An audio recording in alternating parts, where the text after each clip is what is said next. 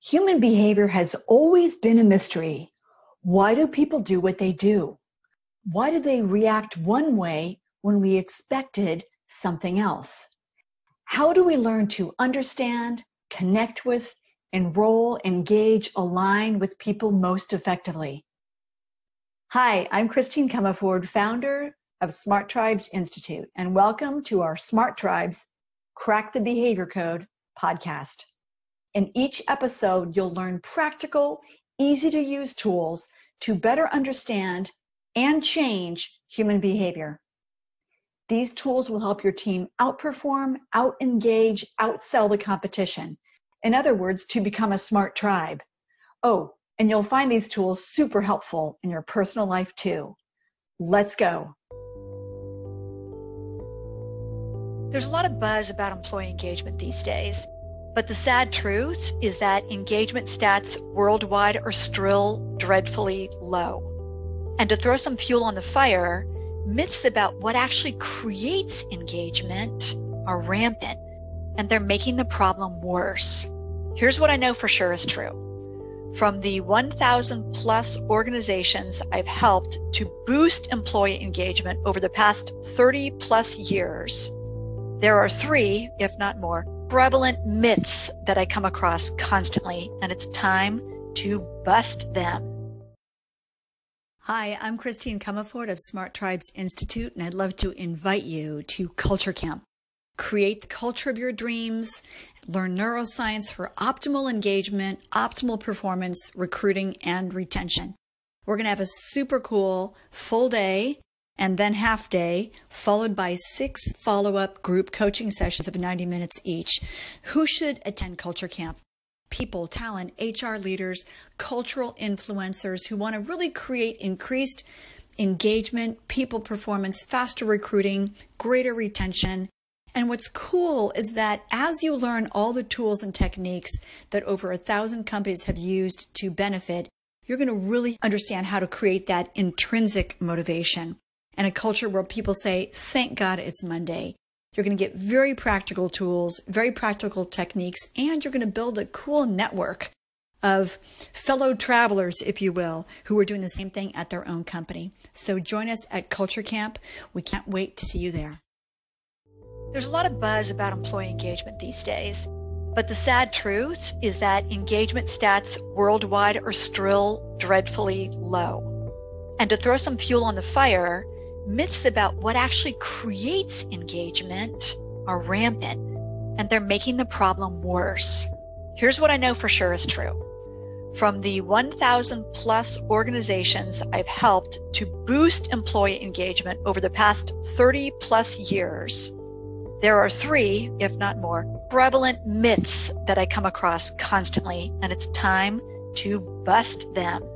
Myth number 1. Employees are professionals. They aren't supposed to be emotional at work, and we don't have to accommodate their emotional state. Okay, that is totally a lie. Let's bust that myth. Okay, based on data from Hoffman Institute, UCLA, countless other organizations, more than 90% of our decisions and behaviors are dominated by our emotional brain. Our intellect, which many employers think rules the day, is only responsible for about 10% of our behaviors. Respecting, understanding, navigating the emotional experience of your team should never, ever be trivialized. That's why I found that there's actually a recipe for emotional engagement in the brain. Check out how cool this is. It's 1 hormone and 2 neurotransmitters. As I'm describing these, start to think about the cultural rituals, if you will, the cultural gatherings that you do at your company, and what is being fired in the brain of your awesome team. Oxytocin, the key bonding hormone.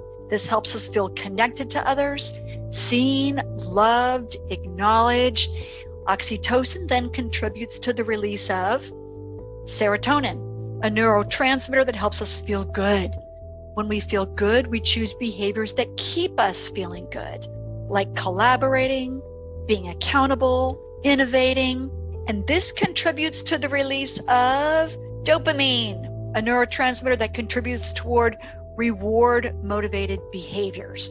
So we do more of what we think will bring us rewards within our tribe. So what does this mean? That how our team feels matters, that emotions at work are crucial to consider, that as leaders, we must intentionally work on creating the conditions to activate the recipe above in the brains of our awesome team. Okay, here comes myth buster number 2, which will help you do this. Myth number 2, employee engagement surveys are effective because they show you care.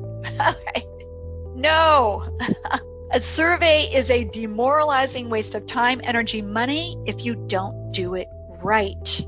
In my 30 plus years as a leadership and culture coach, as well as an entrepreneur who has built and sold or taken public 5 of my own businesses, and I've invested in more than 200.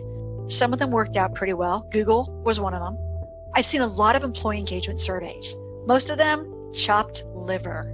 So Bruce Temkin of the Temkin Group, which was then acquired by Qualtrics. Oh, who owns Qualtrics now? I can't remember. Somebody else bigger acquired Qualtrics. He's a super smart analytics guru. And he has 3 types of analytics that I want to make sure you get or you have and apply when you do an employee engagement survey. The first is descriptive. Hey, an employee engagement survey, I mean, these aren't bad things. They are descriptive of the state of the world currently. Next, predictive.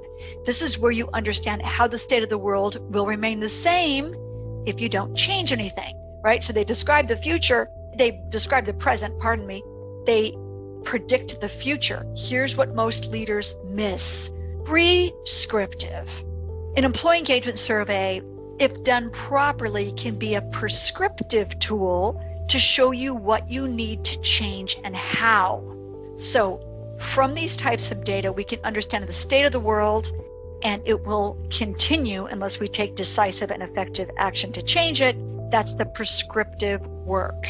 Okay, on the show page, I want you to look at our cultural game plan infographic, because that is going to show you how to shift cultural challenges that we learn about from our clients. I'm also going to put on the show page our SBM index, which is a terrific example of an employee engagement survey with only 10 questions. When we use the cultural game plan, and we go into great depth on this in chapters 7 and 8 of our book, Power Your Tribe, the results that occur within the first 6 to 7 months when we put prescriptive work in place as a result of the employee engagement survey is we see safety can be increased by 15%, belonging by 22%, mattering increased by 17%. This boosts your employee engagement overall. Our clients also report that leaders were more aligned around goals, accountability structures, simpler ways to get greater results. Teams were building processes that were propelling everybody else's effectiveness to new levels. They were able to enroll, engage, align their team to optimize performance.